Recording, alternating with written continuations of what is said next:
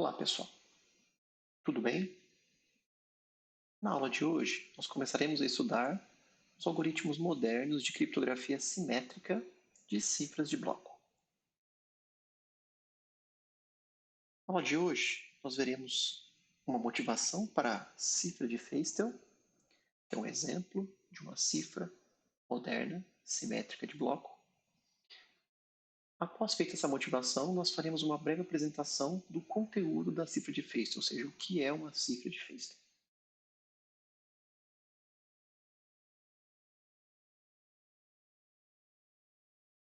Bom, relembrando, o que é uma cifra de bloco? Nós vimos em aulas anteriores que uma cifra de bloco nada mais é do que um bloco de texto claro sendo usado para produzir um bloco de texto cifrado com o mesmo tamanho. Essa figurinha ilustra o que eu acabei de dizer. Eu tenho aqui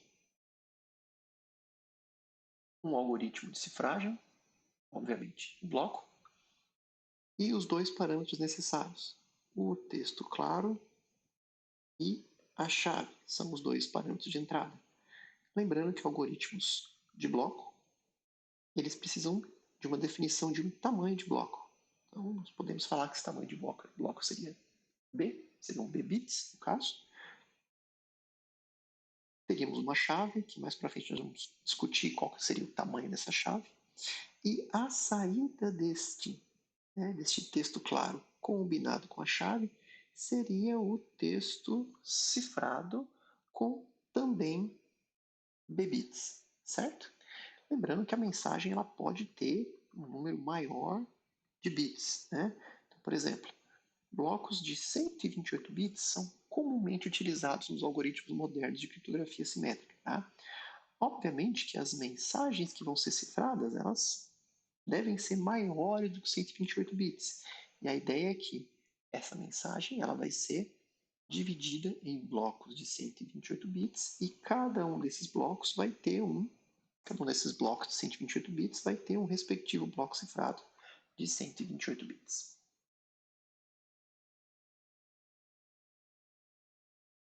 Atualmente, a área de pesquisa em criptografia, pesquisa e desenvolvimento em criptografia, tem destinado muito mais esforço para analisar as cifras de bloco, certo? Do que as cifras de fluxo. Né? E isso tem a ver com que as aplicações de criptografias, né, são mais voltadas a uma gama maior de aplicações, certo? Do que as cifras de fluxo. Né?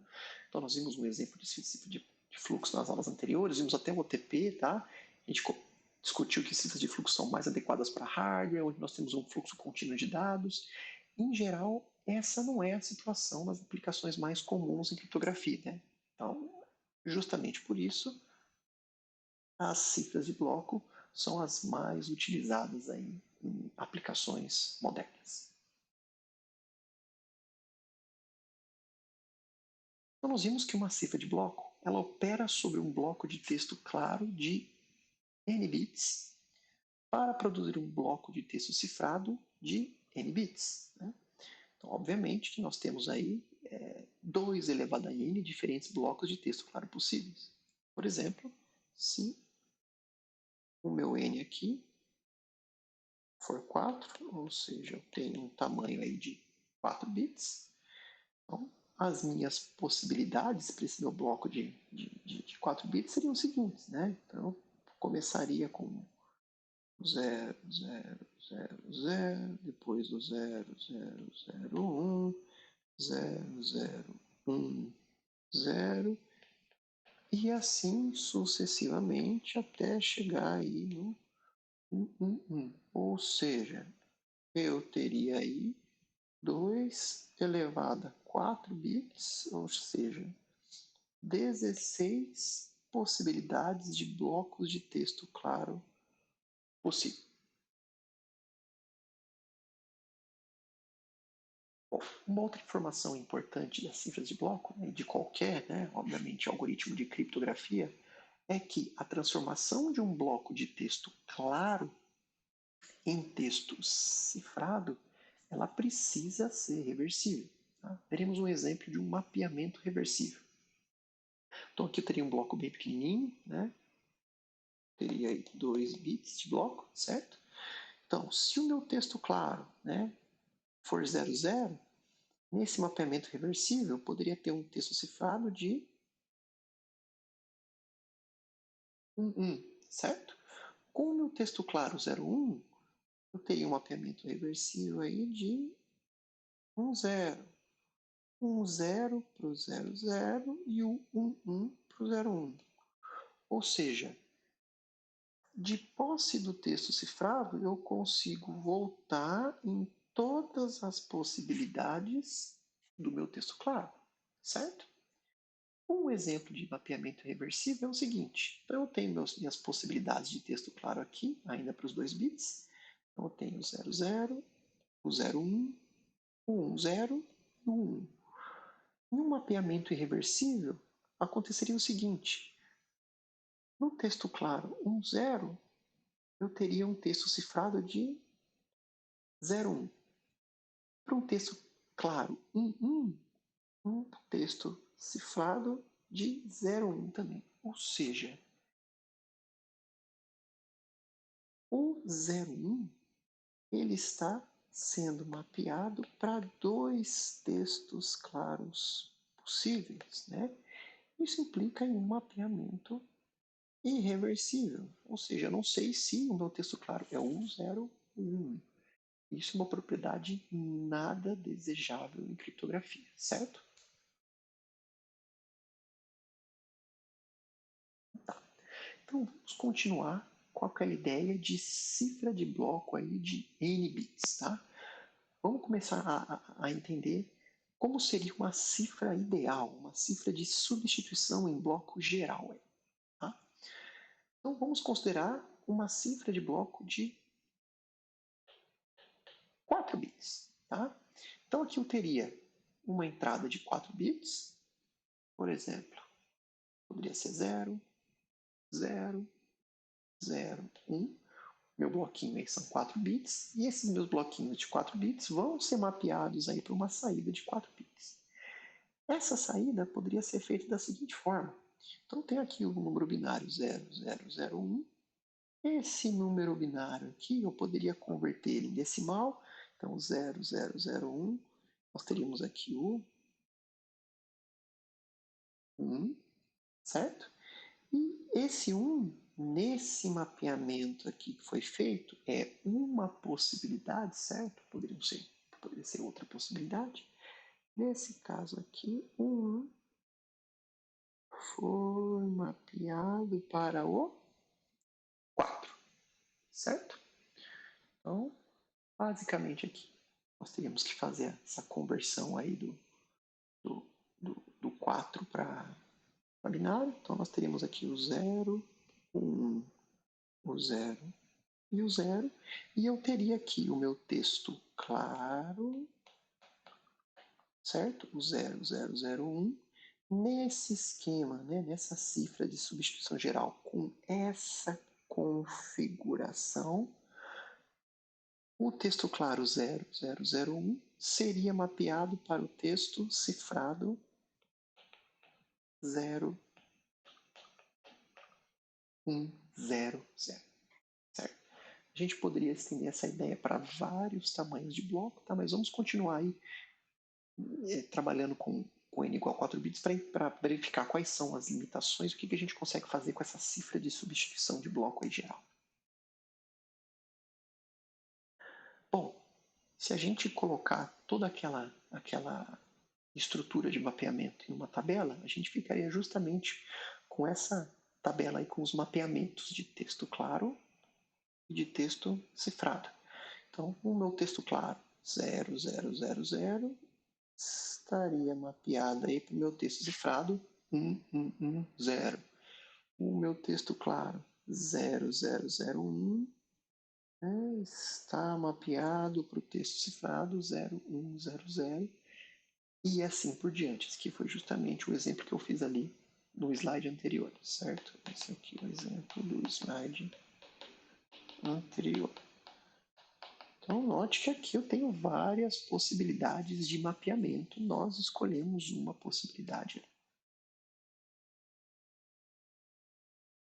Essa ideia, né, ela foi chamada de cifra de bloco ideal por esse sujeito aqui, tá? O Feistel. Já a gente vai ver um pouquinho mais sobre a história dele, tá? Por quê? Porque esse tipo de cifra permite um número máximo, certo? De mapeamentos de cifragem a partir de um bloco de texto claro. Tá? Bom, tudo bem que nós temos um bloco pequenininho de 4 bits, mas qual seria o problema prático aqui? Então vamos continuar com esse exemplo do bloco pequenininho de 4 bits. Né? Então vamos supor que essa cifra de 4 bits, né, que essa cifra ideal, né, cifra de substituição geral, foi utilizada em um sistema real. Como o tamanho do bloco é pequeno, tá? Somente 4 bits, tal cifra seria vulnerável a ataques de análise estatística do texto cifrado. Nós já vimos isso em aulas anteriores. Por exemplo, se o atacante capturar o texto cifrado 0100, né, ele sabe que o texto claro vai ser o quê? Uma das 2 elevado a 4, ou seja, 16 possibilidades aí, né, de mapeamento, esse sendo o texto cifrado, certo?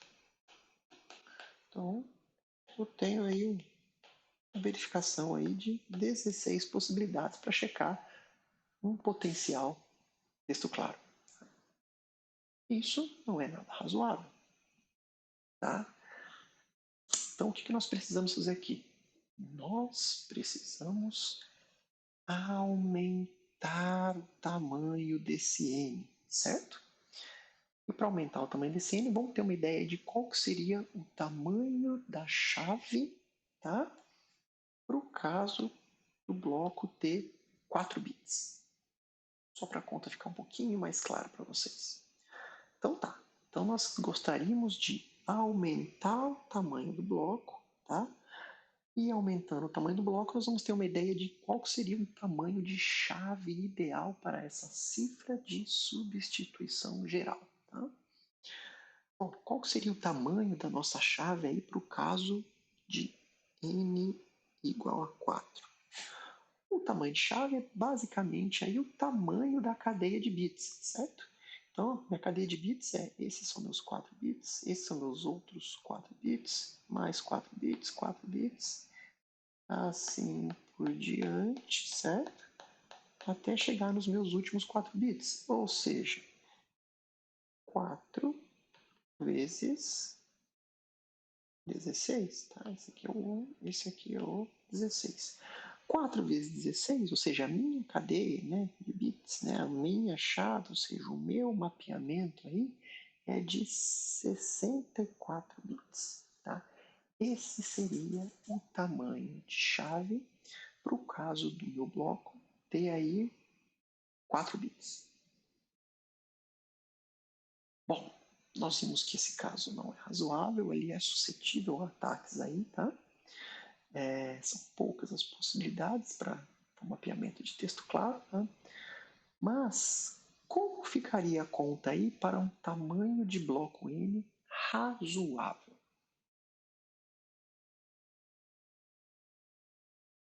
Bom, vamos supor aí que com N, né, igual a 64, ou seja, né, eu teria um tamanho de bloco de 64 bits, né? É isso tanto para meu texto claro, quanto para o meu texto cifrado, certo? E esse tamanho de bloco de 64 bits vai produzir aí 2 elevado a 64 aí, combinações tanto de texto claro, né, ou de texto cifrado. Então, para força bruta já é algo bem mais razoável.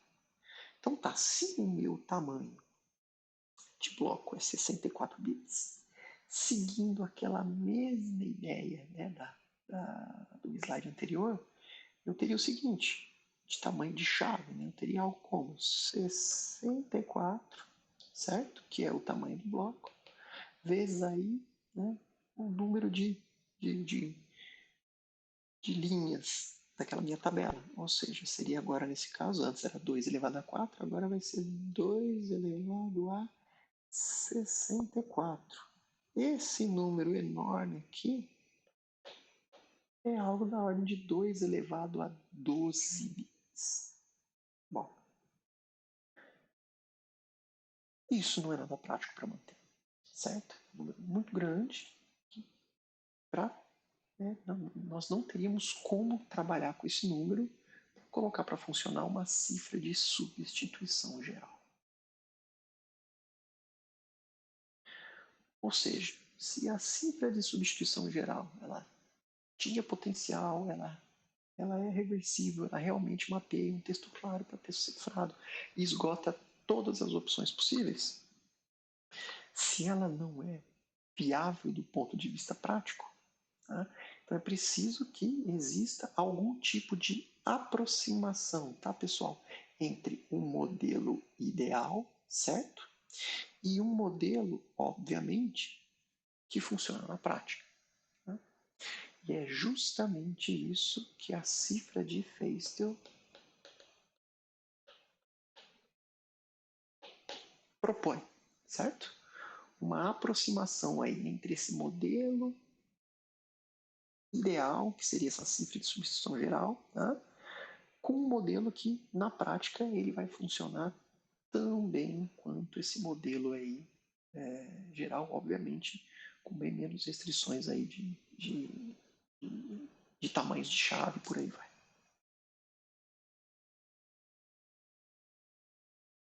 Então, a seguir nós vamos então à cifra de Feistel. Esse sujeito, o Horst Feistel, foi um funcionário da IBM, uma empresa que já foi uma das líderes na área de desenvolvimento de computadores, principalmente computadores pessoais. Esse sujeito foi um funcionário da IBM na década de 70, certo? E ele trabalhava com sistemas criptográficos. Com essa ideia que a gente acabou de ver de cifra de bloco ideal, ou a cifra de substituição geral, ele propôs a seguinte ideia. Bom, a gente consegue, seria possível aproximar a cifra de bloco ideal utilizando o conceito de uma cifra de produto,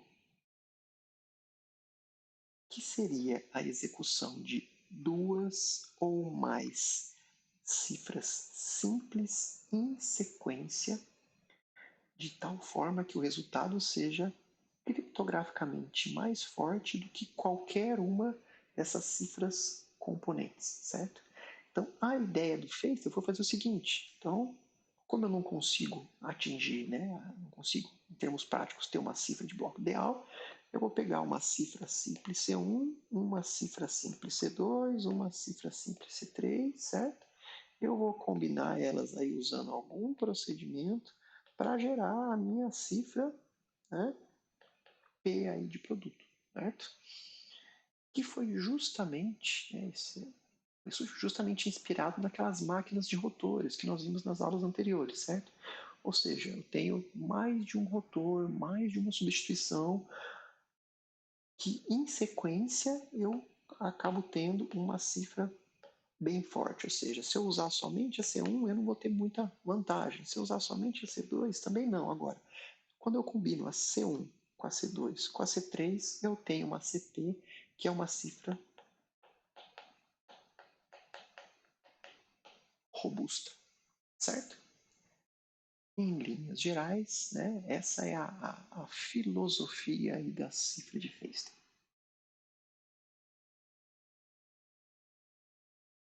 Então, a essência da técnica é desenvolver uma cifra de bloco com um tamanho de chave aí de K bits e de bloco de N bits. Então, a partir de agora, a partir dessa aula, a gente vai sempre estudar os algoritmos simétricos, sempre trabalhando aí com bits, tá? Que é a forma mais simples de entender o funcionamento deles e é justamente a forma que muitas vezes eles são implementados. Tá?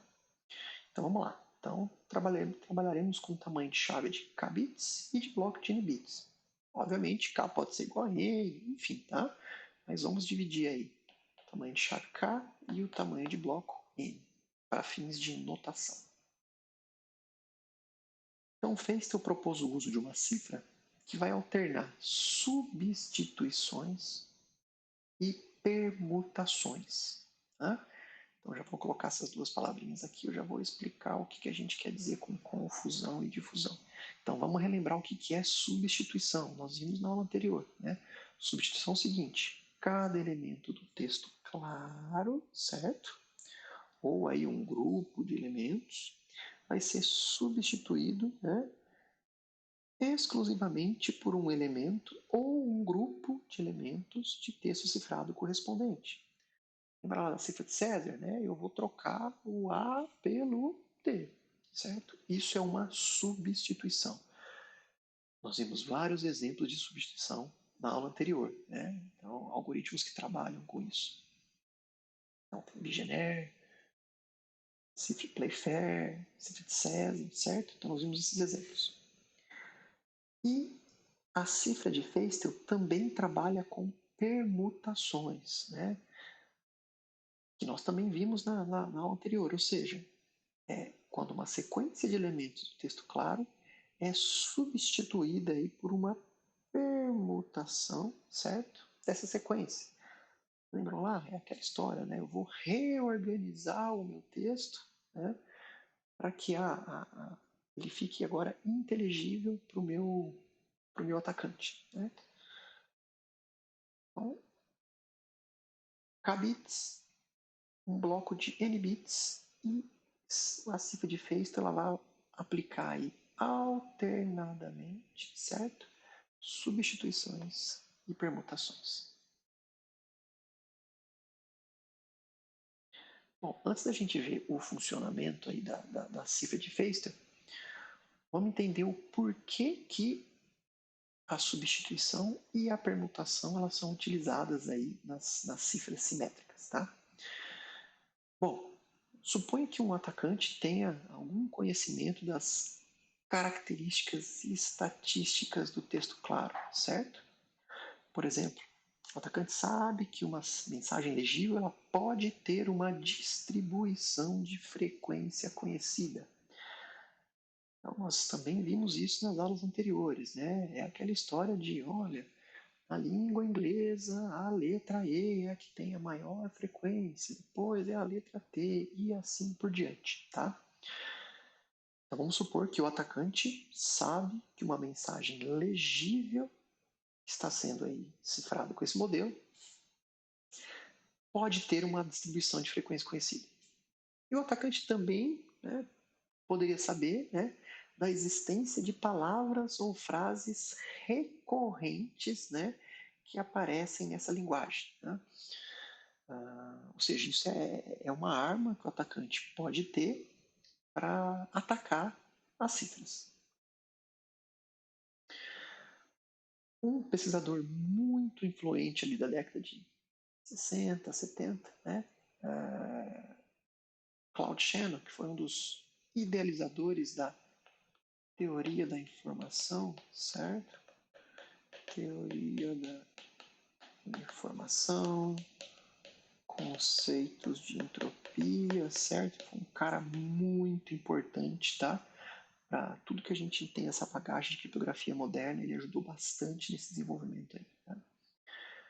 Bom, esse sujeito, ele estudou esse problema, ou seja, como minimizar, né, como criar uma cifra que minimize potenciais ataques estatísticos aí à estrutura do meu texto claro. Tá?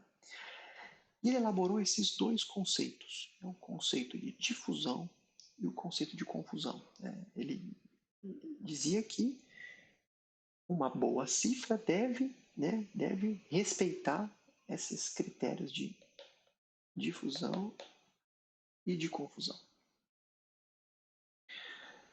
Então vamos ver a ideia da difusão. A principal ideia da difusão é modificar a estrutura estatística do texto claro, certo? Bom, como assim? Lembra daquela história das frequências, né? Então, a ideia da difusão é aplicar alguma função aí, tá? talvez várias vezes essa função para que o texto claro, né, perdão, o texto cifrado, né, ele não tenha, né, ele tem uma estrutura estatística diferente do texto claro, para impedir potenciais ataques aí na análise de frequência do texto, certo? Uma propriedade importante para isso é que cada dígito do texto claro deveria afetar o valor de muitos do texto cifrado. Se eu fizer isso, eu começo a bagunçar, né, essa minha estrutura estatística aí do meu texto cifrado, certo? Bom, nós veremos que a solução para atingir a difusão, certo? É justamente a aplicação de diversas permutações no texto, tá? Em seguida de alguma função. Tá? E aí cada algoritmo vai ter alguma funçãozinha aí, junto das permutações, vai minimizar essa estrutura estatística aí do texto claro. Vamos ver um exemplo. Tá? Então considere essa primeira figurinha aqui, certo? Essa primeira figurinha aqui. Então, essa seria aí um exemplo de uma frequência de texto cifrado, certo? Então, tinha um texto cifrado, né, razoavelmente grande, e aí foi feita uma contagem de quantas letras aparecem naquele texto cifrado. Então, dá para ver aqui que o L, né, a letra L, é a letra que aparece com a maior frequência nesse texto, né? São 58 vezes. Que a letra J é a letra que aparece, provavelmente é a segunda colocada aí, sim, a segunda colocada com 40 vezes. A letra C é a terceira que mais aparece nesse texto cifrado, com 39 vezes. Então, qual que é a ideia da difusão? Tá? A ideia da difusão é fazer o seguinte, é tentar, da melhor maneira possível aqui, ó, achatar essa curva. É um termo bem famoso hoje em dia aí, né? Ou seja, do jeito que está esse meu texto cifrado,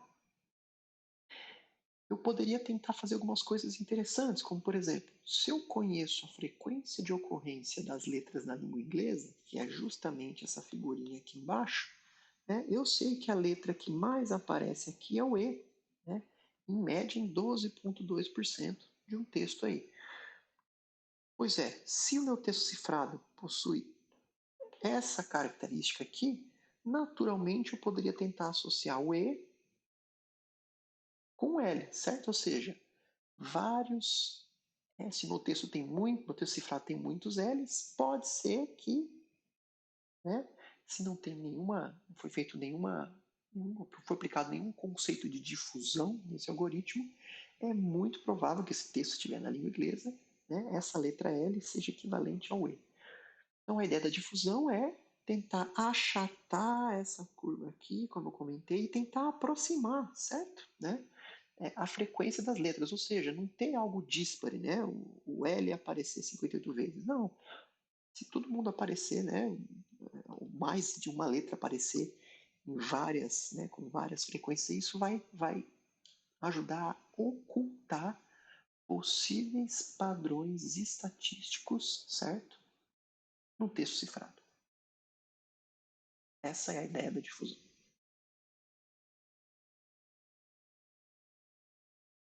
Bom, a ideia da conclusão é tornar o relacionamento entre as estatísticas do texto cifrado, certo? E da chave o mais complexo possível.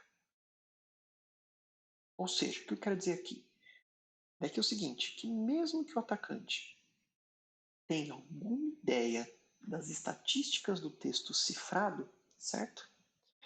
O modo pela qual a chave foi usada para produzir esse texto cifrado é tão complexo, certo? Que vai tornar muito difícil deduzir. Tá? Bom, como é que a confusão é atingida? certo? Em criptografia, especial em criptografia aí, simétrica de bloco, né? A solução aqui é aplicar diversas substituições no texto claro.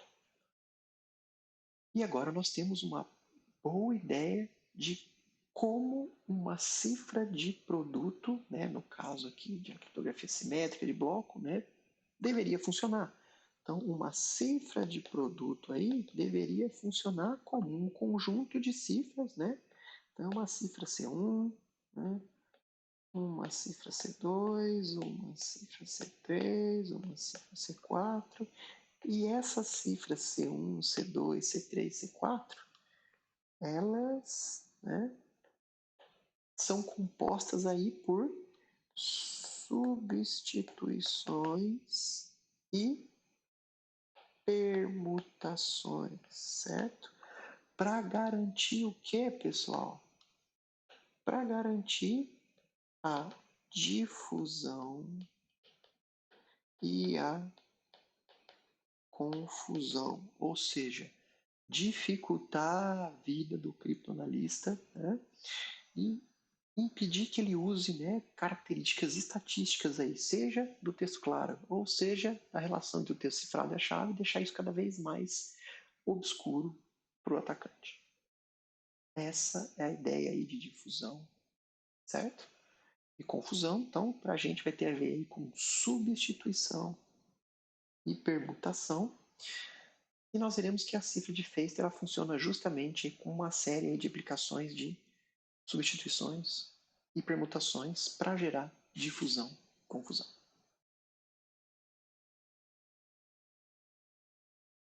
Bom, essa figura, pessoal, inclusive essas, né, esqueci de comentar, mas essas figuras estão todas no capítulo 3 aí do livro do Stalins, tá? Essa figura ilustra uma cifra de Feistel, certo? E o módulo aí de cifragem da cifra de Feistel, certo? Então nós temos aqui várias rodadas, né? Temos a rodada 1, a rodada 2, né? Por aí até uma rodada N, tá? Tem a ver com o que a gente acabou de falar, é uma cifra de produtos, são várias rodadas, são várias coisas acontecendo aí em cada uma das rodadas, né? E em uma cifra de Feistel, nós temos duas entradas para esse algoritmo aí da cifra de Feistel. A primeira delas é um bloco de texto claro de tamanho aí 2W bits, tá? Então a gente vai ver por que esse 2W aí, porque na verdade a gente vai dividir aí, vai ser W de um lado e W do outro, tá? Então para facilitar, como a gente vai trabalhar aí com pedaços do texto claro, então a gente fala que o texto claro ele tem 2W bits. E uma outra entrada do algoritmo é justamente a chave K, certo? Bom, pela figura, nós vemos que o funcionamento básico da cifra de Feistel é o seguinte. Primeiro, o bloco do texto claro, né, o bloco de texto claro é dividido em duas metades, né, a L0 e a R0, né, a left 0 e a right 0. Cada uma dessas duas metades vai ter aí, obviamente, W bits. Essas duas metades, certo, pessoal, dos dados, elas vão passar aí por N rodadas de processamento, certo? E depois vão se combinar aí para lá no final do processo, né, a saída ser o texto cifrado. Tá? Então, cada rodada aí vai possuir como entrada, né, a LI-1 e a R-1, que são derivadas da rodada anterior, assim como uma subchave KI, certo? Que ela é derivada aí da chave K. Então tem várias coisas importantes aqui nessa figura que eu vou tentar reforçar, que vai ser muito útil para entender depois o DES e para depois tentar entender o AES, que são os algoritmos aí, de criptografia simétrica que a gente vai estudar ao longo do curso. Então eu tenho uma chave K, certo? Então nós vimos que essa chave K, né, ela vai ser aí partir da chave K vão ser derivadas várias subchaves, certo? Então, eu tenho uma chave K, provavelmente vai ser um número aí pseudo-aleatório, né? Vai ter um algoritmo para extrair várias chavezinhas K e que vão ser justamente elas que vão ser executadas aí, certo? Em cada uma das rodadas. Ok? Certo. E aí eu tenho meus blocos de texto claro. Então eu tenho meu bloco aqui. Vamos começar com LE0. Aqui. Com RE0. Só para vocês terem uma ideia melhor do que acontece. Então tá. Então tem W bits aqui, certo? E W bits aqui. O meu RE0, certo? Ou seja, a minha metade à direita, meus bits, né? A metade direita dos meus bits, esse cara aqui vai virar o LE1, certo? E esse RE0, além disso, ele vai entrar nessa caixinha F aqui, que a gente não sabe direito o que é, mas a gente vai ver que ela é o coração de qualquer algoritmo de criptografia simétrica, tá? Então o RE0 ele entra nessa caixa F juntamente com a chave K, certo? Então vejam só. Essa minha metade direita, ela primeiramente, ela vai lá, ela vai ser guardadinha e ela vai ser agora a metade esquerda da próxima rodada e além disso, ela é a entrada na caixa F junto com a minha subchave 1. E qual que vai ser a minha metade à direita da minha rodada 2? Vai ser o quê? Vai ser simplesmente o XOR, certo? A gente vai lembrar já já o que é o XOR aí, certo? O exclusivo. Vai ser o quê? O XOR da saída da caixa F. Certo? Então, a gente pode falar que só para não sei se você é acostumado com a anotação, a minha metade à direita, né, o right encryption, vai ser o quê? Vai ser o LE0, certo? XOR com a saída da minha função f, que é o quê? A minha função f é o quê? É o bloco RE0, né? Que foi, né, que entrou com a chave count, certo? Esse seria aí minha metade direita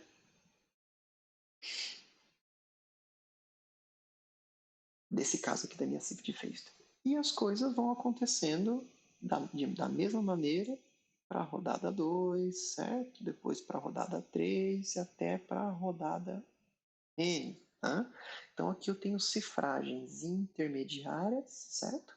Até a meu último passo aqui, onde eu vou ter nesse caso seriam 16 rodadas, nesse exemplo aqui, eu teria o meu LE16, meu RE16, e a cifra de efeito a gente vai ver que vai ter uma última permutaçãozinha aí, né? Uma última troca em que a esquerda vira a direita e a direita vira a esquerda. Essa é a ideia de cifra de Feistel. Eu aconselho que vocês olhem novamente isso aqui, deem uma estudadinha para entender o funcionamento básico aí do processo. Bom, mas eu acabei de falar que a cifra de Feistel trabalha com substituições e permutações, certo? Ou seja, precisamos de confusão e difusão nesse meu texto claro, né? Então é essa confusão, é essa difusão que vai permitir que um atacante, olhando para o texto cifrado, não consiga estabelecer nenhuma relação estatística para encontrar o texto claro e não consiga inferir aí nada com relação à chave, certo? Então vamos lá, onde está aí a substituição? e onde está a permutação. Bom, vocês viram que todas as rodadas elas vão ter aí a mesma estrutura, certo? Agora nós veremos. A substituição, pessoal, ela é realizada na metade esquerda dos dados. Lembram só? Aplicando aquela função f à metade direita dos dados e depois aplicando um XOR entre a saída dessa função e a metade esquerda dos dados. E depois eu tenho uma permutação, certo? Das duas metades dos dados. Ou seja, a minha substituição ela está sendo feita aonde? Na minha função f, certo? E as permutações, a princípio, estão ocorrendo em cada uma das rodadas quando eu permuto o quê? As minhas duas metades dos dados, né? Então, o RE vai, passa, né, a metade à direita da primeira rodada, é agora a metade à esquerda da segunda rodada, certo? Então, isso é uma forma de permutar, tá? E causar difusão no processo, certo? Bom, uma pergunta interessante é o seguinte: qual é a ideia por trás aí do uso do XOR? Tá? Veremos. Tirei essa figurinha desse site, onde ele tenta explicar aí AES, princípios básicos de criptografia simétrica usando esses bonequinhos, os stick figures, certo? Bom, então por que qualquer modelo de criptografia simétrico usa o XOR? Né? Bom, ele é rápido, tá? E ele é barato, tá? Então é simplesmente uma troca de bit, né? Então usa pouco hardware, pode ser feito em paralelo, certo? Então por isso que nesse caso aqui tem a brincadeira aí que o AES, né, ama aí o XOR, mas o DES também, certo? Também ama o XOR, o Feistel também, certo? Então essa possibilidade, né, de eu ter uma troca rápida de bit, né, barata, né, e que pode ser paralelo, isso é muito bom para auxiliar nas operações bit a bit que acontecem dentro de um algoritmo simétrico.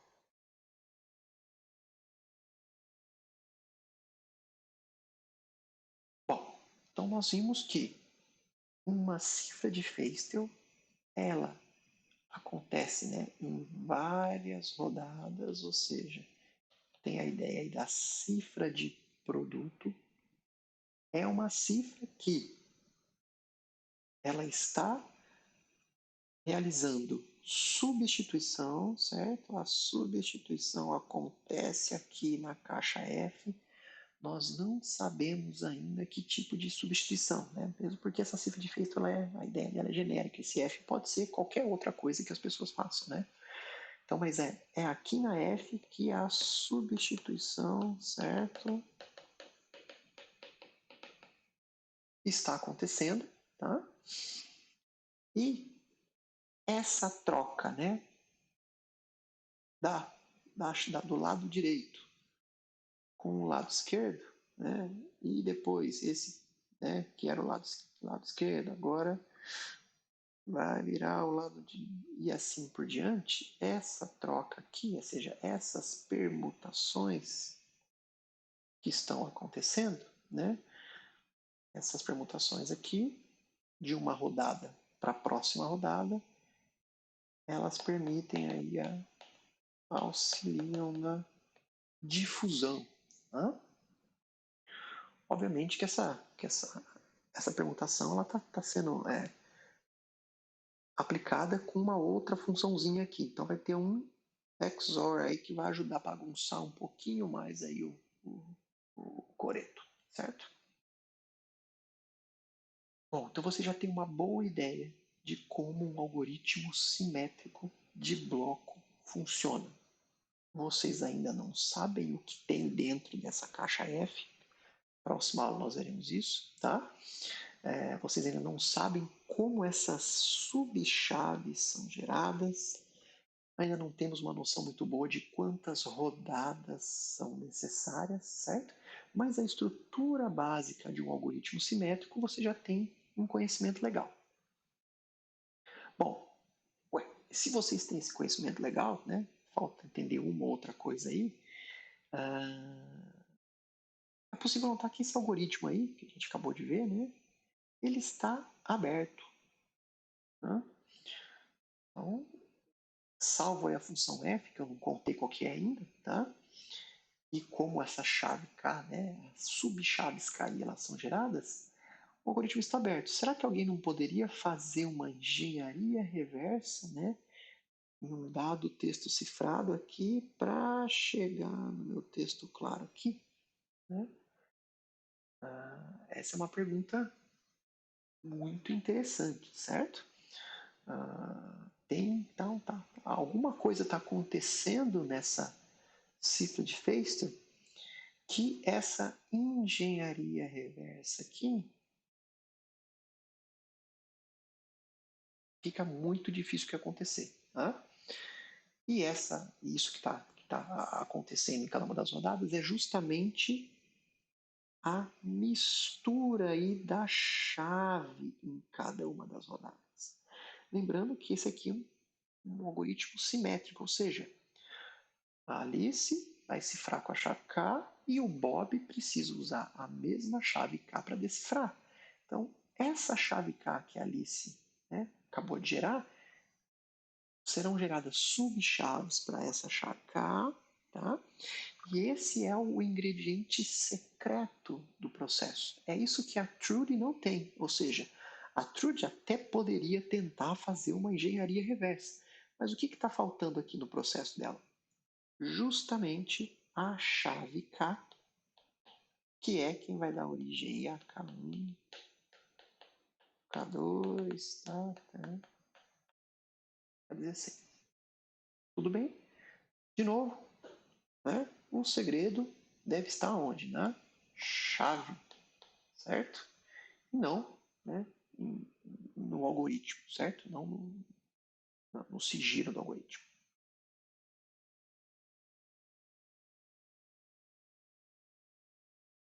Bom, alguns parâmetros interessantes da rede, né, dessa rede clássica de Feistel, né? Então a cifra de Feistel também é chamada de rede clássica de Feistel, é o seguinte. Então o tamanho do bloco, a gente não definiu nada, né? Eu comentei que nós teríamos aí um tamanho de bloco de n bits e um tamanho de chave de k bits, tá? E esse tamanho de bloco? Qual que é a ideia do tamanho do bloco? Bom, obviamente que quanto maior esse tamanho de bloco, mais seguro vai ser um algoritmo aí baseado na rede clássica de Feistel. Obviamente, vou ter um maior overhead computacional. E o tamanho de chave? Né? Mesma coisa. Né? Quanto maior a chave, mais seguro o meu algoritmo e, obviamente, maior overhead computacional. E o número de rodadas, certo? Em uma cifra de Feistel, em geral, 16 rodadas é um número aí aceitável, certo? É o tamanho típico, tá? Por que que esse é o tamanho típico? O que tem que se fazer quando elaborado um algoritmo desse tipo é verificar a relação de custo-benefício entre adicionar mais rodadas, né, e o que isso vai trazer de segurança para o processo, certo? E o quanto isso vai causar de custo. Então é sempre uma análise aí de custo-benefício para calcular quantas rodadas, né, uma cifra de produto, né, simétrica, né, vai ter.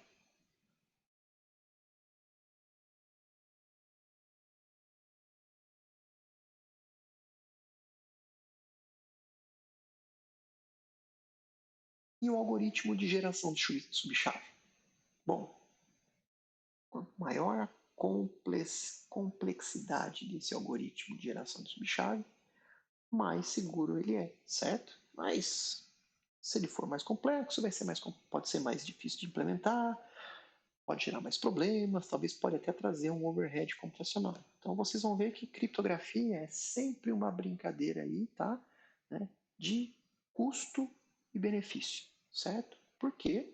Porque não adianta eu elaborar um algoritmo de criptografia super seguro e ele não ter um bom desempenho. Tá?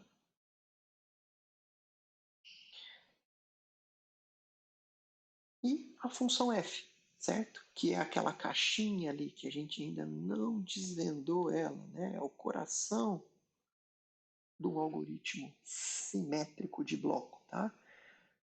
Essa função f, né? Uma maior complexidade dessa função f implica uma maior segurança dela também, tá? Lembrando que essa função f, em geral, né, essa função f ela vem acoplada aí de combinações aí com a chave, certo? Né? Outras coisas entram nessa caixinha F, tá? Dentro dessa caixa F pode rolar substituição, tá? Permutação, XOR, enfim, combinação com a chave. Isso pode ser feito de N maneiras, né? E quanto mais complexa essa função F é, mais seguro vai ser o algoritmo. Lembrando que o que a gente quer no final de tudo? Nós queremos que o texto cifrado, né, gerado aí, né, ele tenha uma relação estatística muito pequena com a chave, né, essa relação seja bem complexa do atacante descobrir e que ele também tenha uma relação muito baixa de forma estatística aí com o texto claro, certo? Ou seja, a gente quer complicar de maneira muito forte aí o trabalho do criptoanalista, né? A gente quer que para o criptoanalista desvendar um texto cifrado conhecendo somente aí qual que é o algoritmo, que ele tem que ir para o pior cenário possível, que é justamente tentar quebrar a chave, certo? Então esses parâmetros da rede clássica de Feistel, né, são parâmetros muito interessantes de ser estudados para qualquer algoritmo simétrico de bloco, seja ele o DES, tá? O AES, quaisquer outros algoritmos que existem de blocos aí. Tá? Então é muito importante entender o tamanho do bloco, certo? O tamanho da chave, o número de rodadas, qual é, né, o algoritmo utilizado para gerar subchaves e como a função f foi projetada, certo? Nas próximas aulas nós veremos, né, estudaremos esses 5 itens, tanto para o algoritmo DES, tanto quanto para o algoritmo AES. Bom, para fechar a aula, gostaria que vocês estudassem um pouquinho como funciona o processo de decifragem, certo? Em uma rede de Feistel, né? Então nós vimos todo o processo de cifragem, né? As N rodadas, as permutações, o XOR com a saída da caixa F, certo? Mas e aí? Dado um texto cifrado, né, com uma rede clássica de Feistel, como seria o processo de decifragem? Né? Algumas perguntas interessantes. Né? Qual que é o texto de entrada? Né? O que muda quando comparado ao processo de cifragem? Esse é um exercício bem legal para verificar se vocês estão entendendo direitinho aí esse processo de cifra de produto, né? Em particular essa cifra de produto dentro da rede de Feistel. Tá? No livro do Stalins ele tem uma explicação bem interessante aí, eu gostaria que você desse uma olhadinha lá para verificar o funcionamento do processo de decifragem. Bom, pessoal, com isso eu encerro esse tópico.